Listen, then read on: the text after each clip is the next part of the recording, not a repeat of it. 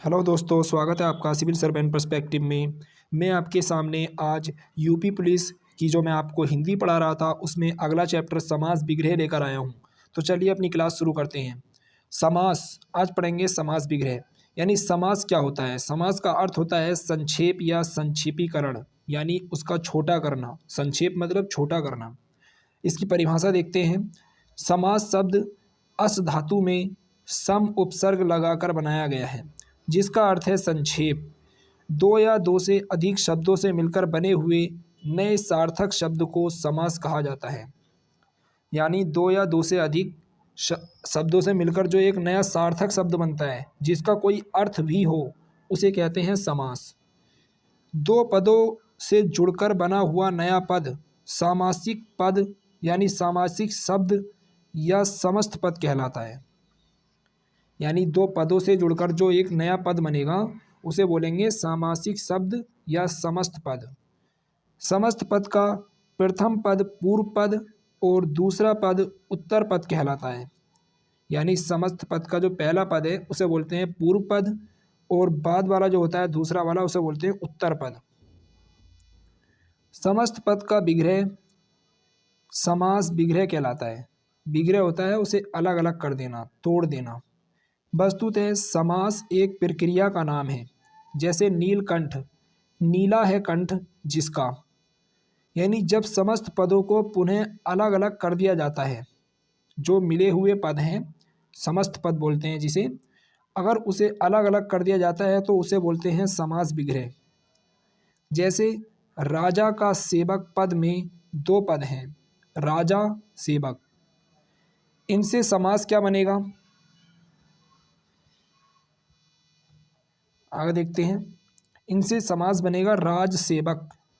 यानी राजा का सेवक पद में जो दो पद हैं, एक तो राजा और एक सेवक, और इसका समास बन गया राज सेवक, यानी राजा का सेवक। यदि हम राज सेवक का विग्रह करेंगे तो पुनः हम लिखेंगे राजा का सेवक।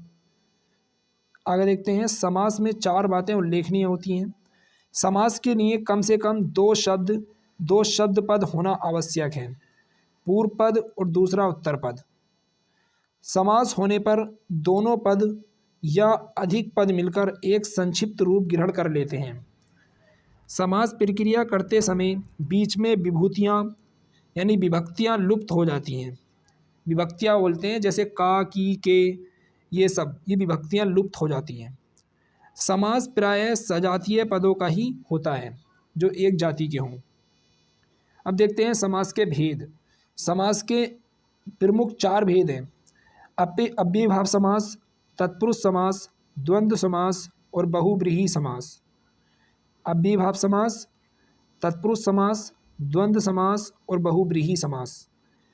अब जो आगे के भेद हैं, इसके उपभेद, वो आते हैं तत्पुरुष समास में।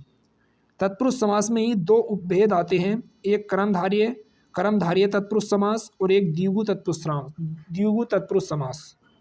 तो जो कर्मधारय समास है और जो द्विगु समास है, ये दोनों किसके उपभेद हैं, ये तत्पुरुष समास के ही उपभेद हैं।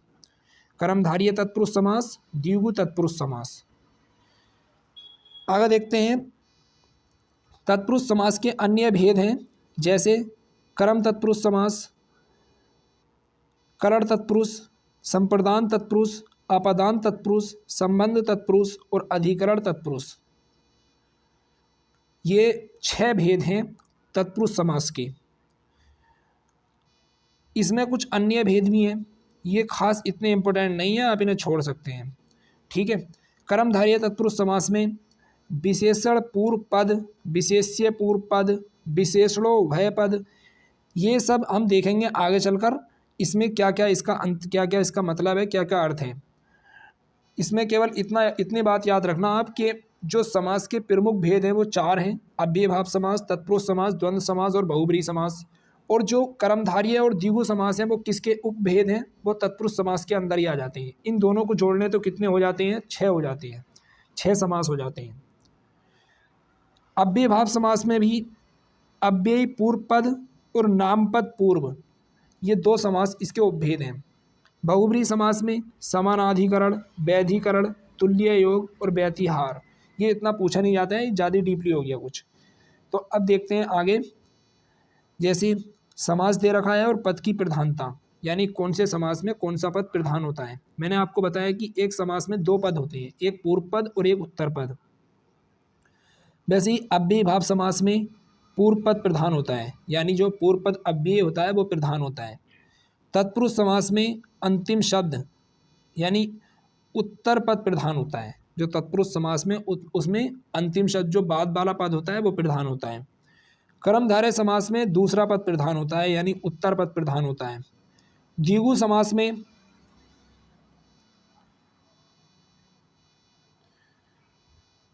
द्विगु समास में भी दूसरा पद प्रधान होता है, उत्तर पद। द्वंद्व समास में दोनों पद प्रधान होते हैं, द्वंद्व हो जाता है इनमें, द्वंद्व बोलते हैं झगड़ा यानी युद्ध, तो ये दोनों पद प्रधान होते हैं इनमें। बहुब्रीहि समास में कोई पद प्रधान नहीं होता, बहुब्रीहि समास में कोई भी पद प्रधान नहीं होता। केवल इतना याद रखना है आपको कि पूर्व पद केवल एक समास में प्रधान होता है, वो है अव्ययी भाव समास। बाकी में सब समासों में दोनों पद प्रधान होते हैं, और द्वंद्व समास में दोनों पद प्रधान होते हैं, यानी बाकी के समासों में उत्तर पद प्रधान होते हैं और केवल द्वंद्व समास में दोनों पद प्रधान होते हैं, और बहुब्रीहि समास में कोई भी पद प्रधान नहीं होता है। चलिए एक एक करके देखते हैं अब समास। पहला समास था इनमें अव्ययी भाव समास। जिस समास का पूर्व पद प्रधान तथा अव्यय हो, क्या हो, अव्यय, एवं समास बनने पर समस्त पद भी अव्यय हो जाएं, उसे अव्ययी भाव समास कहते हैं। जैसे ये समस्त पद है और ये समास बिगड़े है। यथा संभव, समय के अनुसार, यानी यथा, यहाँ पर यथा समय, यथा समय, समय के अनुसार। यहाँ पर समय क्या है, यथा समय है, यहाँ पर अव्यय। आजन्म, आ और जन्म, यहाँ पर आ क्या है, अव्यय, और वहाँ पर यथा है अव्यय। भर पेट में भर, तो आजन्म यानी जन्म भर, भर पेट, पेट भरकर। आमरण को, आमरण का समास बिगड़े करेंगे तो आएगा मरण तक, यानी मरने तक। अगला समास है तत्पुरुष समास। जिस समास का पूर्व पद गौड़ हो और उत्तर पद प्रधान, यानी उत्तर पद प्रधान होता है तत्पुरुष समास में, तथा समास बनने पर दोनों के बीच विभक्ति का लोप हो जाए, उसे तत्पुरुष समास कहते हैं। जैसे देशभक्ति, ये क्या है, समस्त पद है, यानी ये समास है। इसका बिगड़े करेंगे बनेगा देश के लिए भक्ति। अब जो इसमें ये के लिए है, के लिए, ये के लिए इसे बोलते हैं विभक्ति, ये विभक्ति है। जब इसका समस्त यानी समास करेंगे तो ये क्या बन जाएगा, देशभक्ति। तो यहाँ पे जो के लिए था विभक्ति वो लोप हो गया उसका, यानी वो उसका लुप्त हो गई, तो क्या बन गया, देशभक्ति। अब इसमें भी इसके कई प्रकार हैं तत्पुरुष समास के, मैंने आपको बताए थे। उससे पहले आपको वो याद होनी चाहिए, विभक्तियाँ याद होनी चाहिए। जैसे कर्म तत्पुरुष, करण तत्पुरुष, तो जो कारक पढ़ते हैं हम कारक, वो कारक याद होने चाहिए। जैसे कर्ता ने कर्म को करण से संप्रदान के लिए आपादान से अलग होने के अर्थ में, ये सब। तो जो कर्ता ने, जो ने है वो विभक्ति है, करण से, जो से है वो विभक्ति है। तो अब देखते हैं इसमें पहला है कर्म तत्पुरुष समास, इसे द्वितीय तत्पुरुष भी कहते हैं।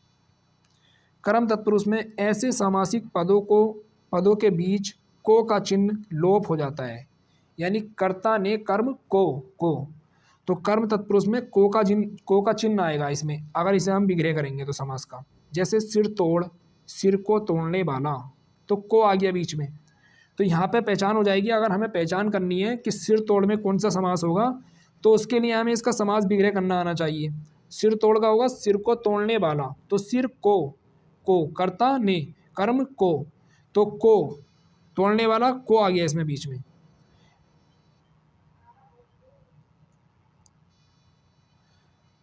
पॉकेट मार, यानी पॉकेट को मारने वाला। वैसे ही अगला है करण तत्पुरुष समास, इसे बोलते हैं तृतीया तत्पुरुष, करण तत्पुरुष को। ऐसे सामासिक पदों के बीच में से या द्वारा का लोप हो जाता है। कर्ता ने कर्म को करण से या के द्वारा, तो ये द्वारा और से, इसका लोप हो जाएगा। जैसे धर्म भीरु, धर्म से भीरु, धर्म से भीरु, धर्म भीरु, धर्म से भीरु।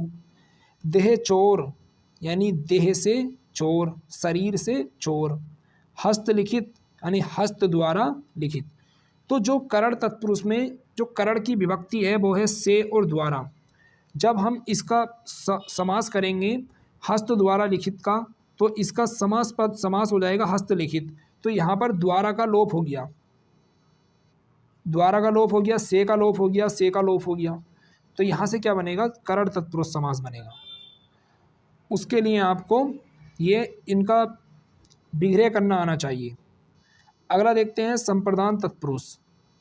और आपको ये याद करने के लिए पहले कारक भी याद होने चाहिए, कारक के विभक्ति चिन्ह जरूर याद होने चाहिए। संप्रदान के लिए, के लिए, के लिए, के लिए, ऐसे समासिक पदों के बीच के लिए चिन्ह का लोप हो जाता है। जैसे देवालय, देव के लिए आल्य, आल्य होता है घर, यानी देव का घर क्या, मंदिर। तो यहाँ से देवालय में वैसे ही तीसरा अर्थ भी दे रहा है, बहुब्रीहि समास भी हो जाएगा। देवालय यानी देव के लिए आल्य। किताब घर, किताब के लिए घर। गुरु दक्षिणा, गुरु के लिए दक्षिणा। तो यहाँ पर के लिए विभक्ति का लोप हो गया, तो यहाँ पर क्या होगा, संप्रदान तत्पुरुष समास। अगला समास है आपादान तत्पुरुष। आपादान तत्पुरुष समास, इसे पंचमी तत्पुरुष भी कहते हैं। ऐसे सामासिक पदों के बीच से चिन्ह यानी अलग होने के अर्थ में, जब से आता है अलग होने के अर्थ में, वहाँ पर होता है अपादान, अपादान कारक। और जब तत्पुरुष में आएगा तो यहाँ से भी अलग होने के अर्थ में ही से का प्रयोग होगा। अपादान तत्पुरुष, इसमें से चिन्ह का लोप हो जाता है। जैसे पदच्युत यानी पद से च्युत, पद से अलग यानी पद से हटा देना। नेत्रहीन, नेत्र से हीन। ऋण मुक्त, ऋण से मुक्त, यानी अलग हो रहा है यहाँ से, यानी ऋण से अलग हो रहा है, नेत्र से अलग हो रहा है। हीन मतलब नेत्र से हीन, उसके पास आंखें नहीं है। पद से च्युत यानी पद से हटा रहा है। तो यहाँ पे अलग करने के अर्थ में से का यूज हो रहा है। अगला समास देखते हैं संबंध तत्पुरुष समास, इसे षष्ठी तत्पुरुष भी कहते हैं। संबंध तत्पुरुष को ऐसे समासिक पदों को द्विगु समास कहते हैं। यानी इसका विग्रह करते समय का समूह, बीच से और का, के, की चिन्ह का लोप हो जाता है। जैसे राजकन्या, राजा की कन्या, यानी यहाँ पे संबंध दर्शाया जाएगा। जैसे राजा की कन्या, तो का, की, के, इन सब का प्रयोग होता है संबंध कारक में। श्रमदान, श्रम का दान। जगन्नाथ, जगत के नाथ, तो यहाँ पे संबंध है नाथ और जगत के बीच में, श्रम और दान के बीच में संबंध है। राजा और कन्या के बीच में एक संबंध है कि राजा की कन्या। अगला है अधिकरण तत्पुरुष। अधिकरण तत्पुरुष, इसे सप्तमी तत्पुरुष भी कहते हैं। अधिकरण की जो विभक्ति चिन्ह है अधिकरण कारक की, वो है में और पर। तो ऐसे सामासिक पदों के बीच में में और पर चिन्ह का लोप हो जाता है। जैसे पुरुषोत्तम, पुरुषों में उत्तम। रणवीर, रण में वीर। देवाश्रित, देव पर आश्रित। अगला समास है, इसमें तत्पुरुष समास के दो उपभेद बताए थे मैंने आपको, एक था कर्मधारय समास और एक था द्विगु समास। उसे देखते हैं। यह समस्त तत्पुरुष समास का उपभेद है। इसका भी दूसरा पद प्रधान और पहला पद गौड़ होता है। तो इसका भी दूसरा पद क्या होता है, प्रधान होता है। साथ ही इसके दोनों पदों के बीच उपमेय उपमान या विशेषण विशेष्य का संबंध पाया जाता है। जैसे समस्त पद और समास विग्रह, जैसे पीताम्बर, पीले रंग का वस्त्र। पीले रंग का वस्त्र, यहाँ पर एक तरफ विशेषण है और एक तरफ विशेष्य है। जैसे इसमें उपमेय उपमान पाया जाएगा, और उपमेय होता है जिसकी विशेषता बताई जाए और उपमान जो विशेषता बताए। वैसे ही विशेषण जो विशेषता बताता है और विशेष्य जिसकी विशेषता बताई जाती है। नीलकंठ, नीले रंग का कंठ। कंठ की विशेषता बता रहा है कौन, नीला रंग। तो यहाँ पर नीला रंग हो जाएगा विशेषण और कंठ हो जाएगा विशेष्य, क्योंकि इसकी विशेषता बताई जा रही है कंठ की। अगला है राजीव नयन। राजीव कमल के समान नयन। राजीव बोलते हैं कमल, कमल पर्यायवाची है राजीव का। ये कमल का पर्यायवाची राजीव है। तो राजीव के समान नयन, यहाँ पर उपमान क्या है, यहाँ पर उसकी समानता की जा रही है, तुलना की जा रही है। उपमेय है यहाँ पे नयन और उपमान है यहाँ पे कमल, यानी उसकी आंखों की तुलना किससे कर रहे हैं, कमल से। तो यहाँ पर कमल क्या हो जाएगा, उपमान। जिससे तुलना की जाए वो होता है उपमान, और जिसकी तुलना की जाए वो होता है नयन। कर्मधारय समास के 7 भेद होते हैं, इन्हें याद रख लेना, ये खास इतना इम्पोर्टेंट नहीं है कि आपसे इसके अंदर पूछे। कर्मधारय समास के 7 भेद होते हैं। विशेषण, पूर्व पद, कर्मधारय। अब खाली इसके उदाहरण देख लो, ये सब कर्मधारय समास है। जैसे नीलोत्पल, महापुरुष, नीला उत्पल, महान है जो पुरुष, नीला है जो उत्पल। श्याम सुंदर, श्याम जो सुंदर है। घनश्याम, बादल जो काला है। शीतोष्ण, लाल पीला, यानी शीत भी है और उष्ण भी है जो। लाल पीला यानी लाल और पीला। विशेष्यो भय पथ कर्मधारय। भीष्मवत, भीष्म की तरह। पेड़ रुख, पेड़ की रुख भी। पाषाण हृदय, पाषाण के समान हृदय। कमलाक्ष, कमल के समान अक्षी। मुख चंद्र, मुख जो चंद्र के समान है। नरसिंह, नर जो सिंह के समान है। पुत्र रत्न, पुत्र ही है रत्न, यहाँ पर रूपक कर्मधारय समास है। चरण कमल, चरण ही है कमल। अब अगला देखते हैं समास द्विगु समास। यह समास भी तत्पुरुष समास का उपभेद है, जिस समासिक शब्द का पूर्व पद संख्यावाची विशेषण हो। क्या हो, संख्यावाची विशेषण।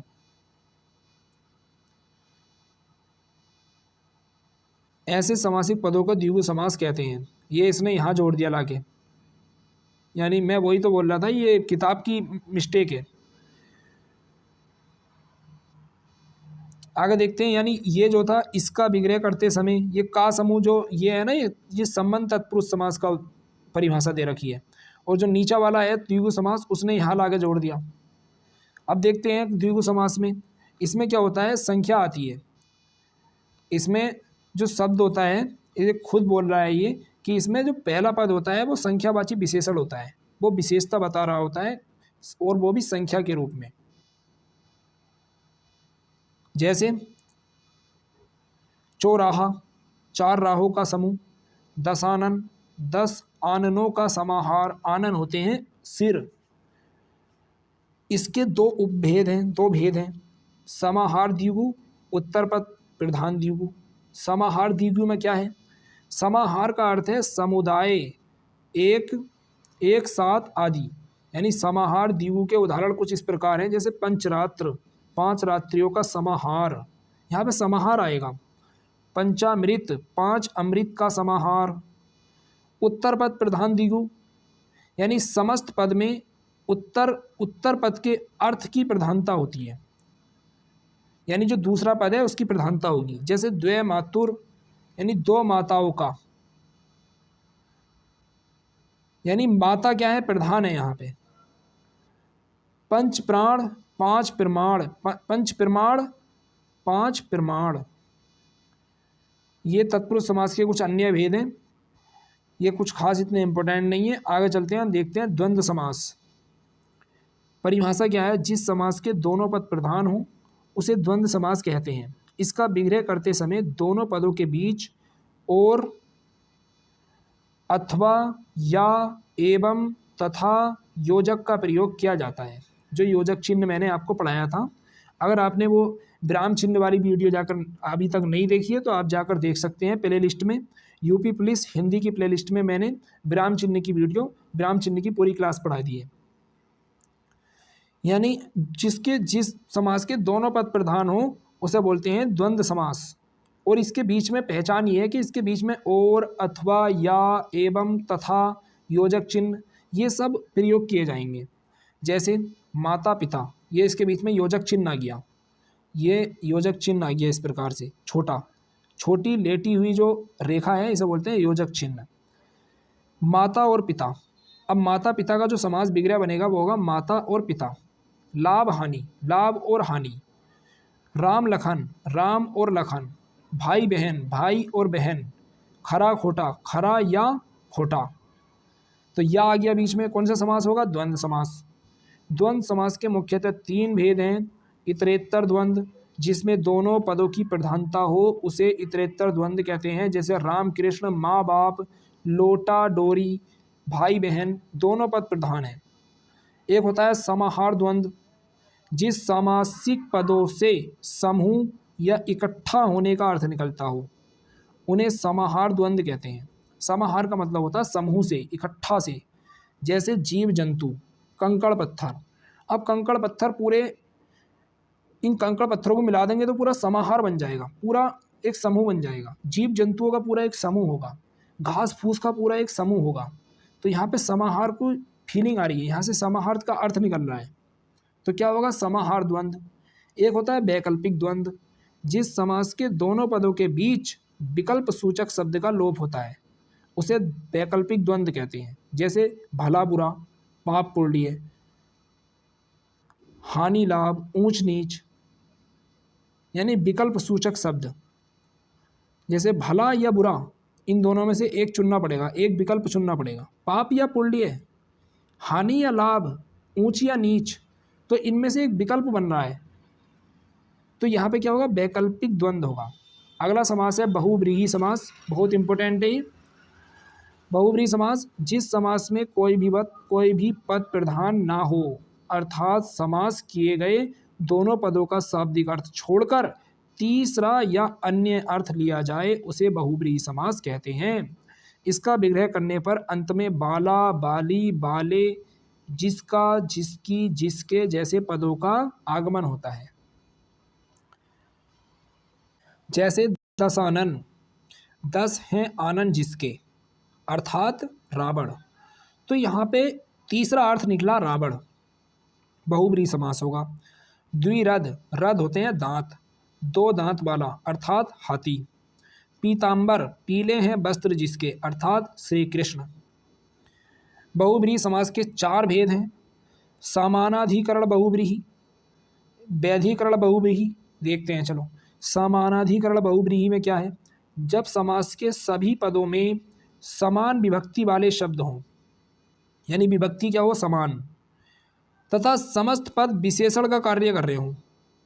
यानी जो समस्त पद है, जो समस्त पद बोलते हैं इसे, जो एक संक्षिप्त पद होता है मिला हुआ, और वो किसका काम कर रहा हो? विशेषण का। अब विशेषण होते हैं विशेषता बताने वाले शब्द, तो ये विशेषता बताएगा।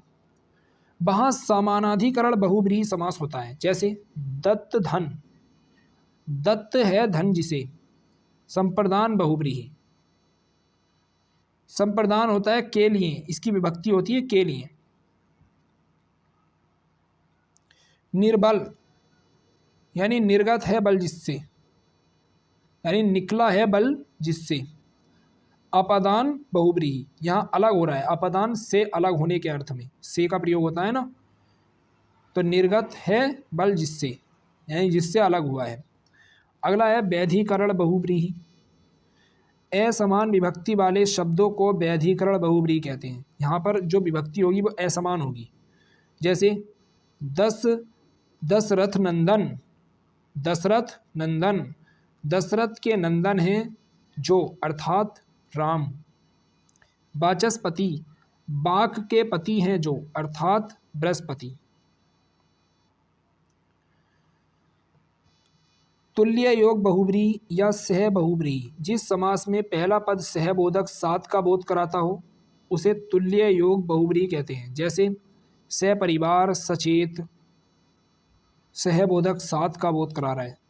सह का अर्थ ही होता है साथ या के साथ, परिवार के साथ है जो, सचेत, चेतना के साथ है जो।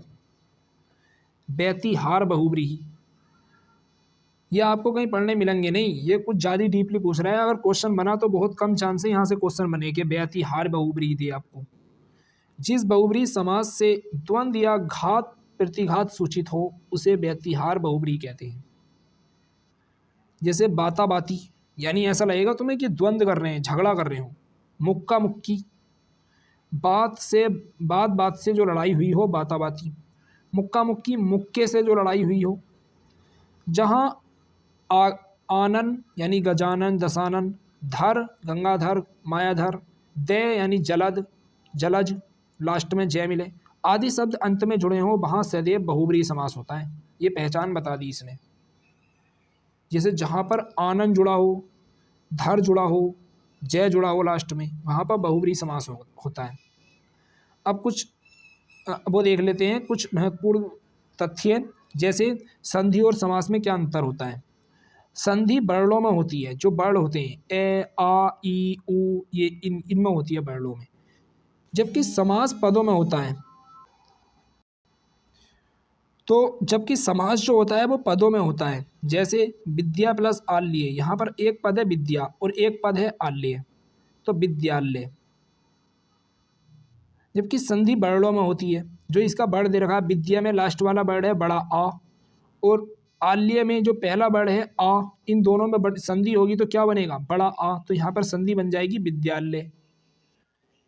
अब ये विद्या के लिए आल्य यहाँ पर समास है, यानी विद्यालय यानी विद्या के लिए आल्य, आल्य और विद्या किसके लिए, विद्या के लिए आल्य। तो यहाँ पर के लिए बीच में आया, यहाँ पर कौन सा समास होगा, यहाँ पर होगा संप्रदान तत्पुरुष समास, क्योंकि संप्रदान की विभक्ति होती है के लिए, संप्रदान के लिए। प्रथम उदाहरण में अ और आ वर्णों के बीच स्वर संधि हो रही है, जबकि द्वितीय उदाहरण में पदों क्रम से विद्या प्लस आल्य का मेल हो रहा है, जबकि के लिए कारक चिन्हों का लोप यानी लोप हो रहा है, अतः यहाँ क्या होगा, समास है। अब देखते हैं बहुब्रीहि समास और द्विगु समास में क्या अंतर है। इनमें बहुत कन्फ्यूजन रहता है द्विगु में और बहुब्रीहि समास में, क्योंकि दोनों में ही संख्या का प्रयोग हो जाता है। बहुब्रीहि समास एक स्वतंत्र समास है, जबकि द्विगु समास कर्मधारय की भांति तत्पुरुष समास का एक उपभेद है। पहला अंतर तो ये हो गया। बहुत से समस्त पद ऐसे होते हैं जो बहुब्रीहि समास भी हो सकते हैं और द्विगु समास भी हो सकते हैं, यानी बहुत से समस्त पद यानी बहुत से समास ऐसे हो सकते हैं जो बहुब्रीहि और द्विगु दोनों हो सकते हैं। तो ऐसी स्थिति में दोनों में अंतर का आधार उनकी विग्रह प्रक्रिया होती है, यानी उनका विग्रह कैसे होगा। यदि किसी समस्त पद का विग्रह अन्य पद को प्रधान बनाकर कर दिया जाता है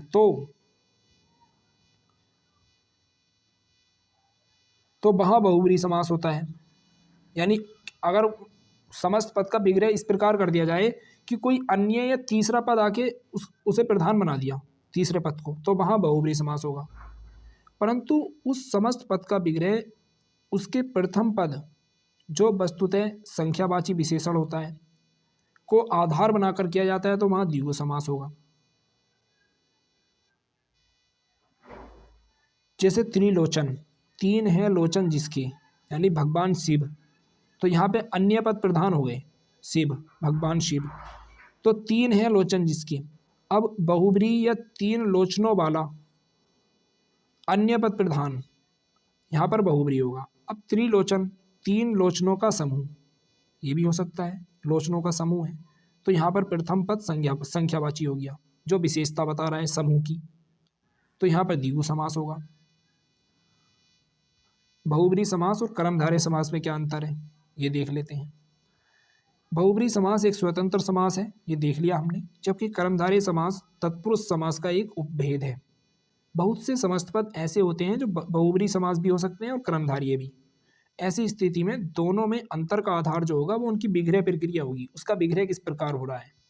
यदि किसी समस्त पद का विग्रह विशेषण विशेष्य या उपमान उपमेय को आधार बनाकर किया जाता है तो वहाँ कर्मधारय समास होगा, और यदि समस्त पद का विग्रह किसी अन्य पद या तीसरे पद को प्रधान बना दिया जाता है तो वहाँ बहुब्रीहि समास होगा। जैसे पीताम्बर, पीले रंग के वस्त्र, तो यहाँ पर पीले रंग क्या है, विशेषण, और वस्त्र क्या है, विशेष्य, तो यहाँ पर कर्मधारय समास हो गया। अब पीताम्बर यानी पीले वस्त्र वाला, यानी श्री कृष्ण, पीले वस्त्र हैं जिसके श्री कृष्ण, तो यहाँ पर क्या हो गया, बहुब्रीहि समास, क्योंकि ये तीसरा पद प्रधान बन गया श्री कृष्ण, तो यहाँ पीले वस्त्र हैं जिसके अन्य पद प्रधान हो गया, यहाँ पे बहुब्रीहि समास होगा। अब देख लेते हैं कुछ प्रीवियसर पेपर में आए हुए क्वेश्चन, जैसे यथाशक्ति अव्ययभाव समास होगा इसमें शक्ति के अनुसार, अनुरूप अव्ययभाव समास होगा रूप के अनुसार, आमरण यानी मरने तक, मरण तक अव्ययभाव समास होगा, पीताम्बर अभी हमने देखा एग्जाम्पल कर्मधारय समास होगा, प्रत्यंग अव्ययभाव समास होगा, सतसई द्विगु समास होगा, यहाँ पर संख्या आ गई 702 का समूह सतसई, चरण कमल कर्मधारय समास होगा, यानी जिसके चरण कमल रूपी हों, यानी चरण जिसके कमल रूपी हो कर्मधारय समास होगा, चौराहा 4 राहों का समूह द्विगु समास होगा, सप्तर्षि द्विगु समास होगा, 7 ऋषियों का समूह, यथारुचि रुचि के अनुसार अव्ययभाव समास होगा, किसी समास का पूर्व पद संख्यावाची है, किसका होता है द्विगु समास का, द्वंद्व समास में कौन सा पद प्रधान होते हैं दोनों, अंधकार में है कर्मधारय समास, अनुरूप में है अव्ययभाव समास, परमानंद कर्मधारय समास, पाप पुल्लिय यानी पाप और पुल्लिय द्वंद्व समास, पंचवटी द्विगु समास, नीलगाय कर्मधारय समास, नीली गाय है जो, त्रिभुज द्विगु समास, 3 भुजाएं हैं जिसकी, वहाँ क्या हो जाएगा, महात्मा बहुब्रीहि समास, प्रतिदिन दिन दिन प्रति, अनुदिनम अव्ययभाव समास यानी दिन के अनुसार,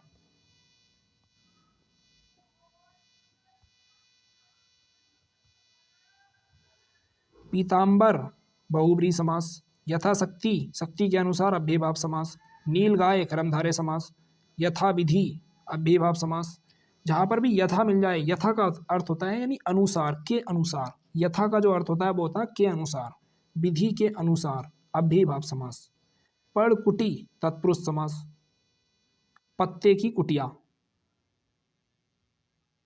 पर्ण होता है पत्ता, तो यहाँ पर कौन सा समास होगा,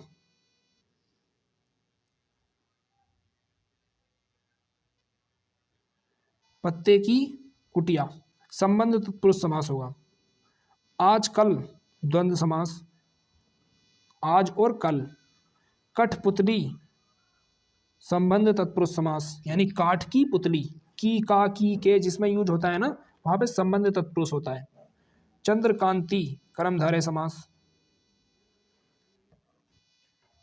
आगे देख लेते हैं कुछ, जैसे कष्टापन्न तत्पुरुष समास, चक्रपाणी दर्शनार्थ अव्ययभाव समास, आगे है गौशाला तत्पुरुष समास, गायों के लिए शाला संप्रदान तत्पुरुष होगा, नीलोत्पल नीला है जो उत्पल कमल कर्मधारय समास, लंबोदर बहुब्रीहि समास, लंबा है उदर जिसका अर्थात गणेश जी, तिरंगा 3 रंग वाला समूह क्या हो जाएगा द्विगु समास, आजन्म जन्म तक अव्ययभाव समास।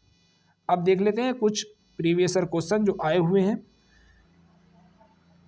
पहला है इसमें निम्नलिखित शब्दों में से नए तत्पुरुष समास कौन सा है, ये बहुत डीपली पूछ लिया है, पीजीटी में आया हुआ है जो हमने छोड़ दिया था।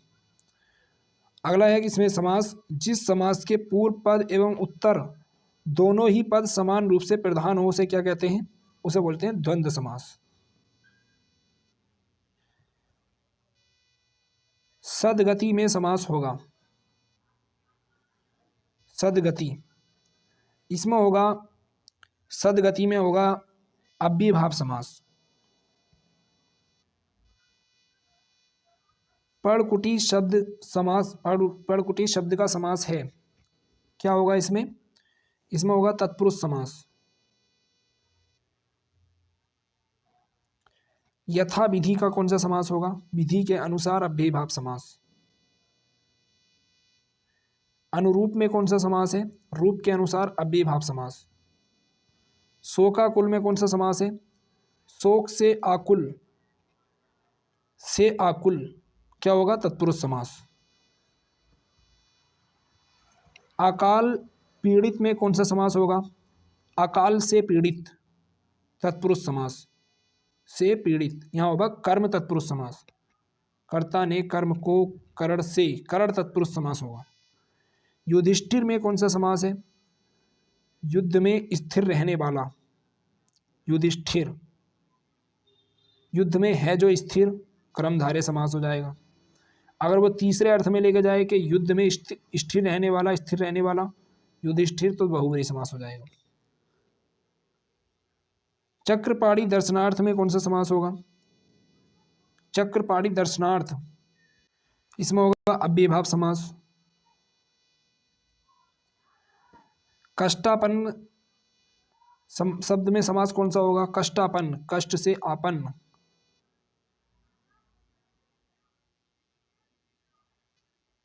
तत्पुरुष समास हो जाएगा इसमें भी। चंद्रकांति, चंद्रकांति में अभी हमने देखा चंद्र है जो कांति, क्या हो जाएगा? कर्मधारय समास। कठपुतली में कौन सा समास होगा? यानी काठ की पुतली, संबंध तत्पुरुष होगा।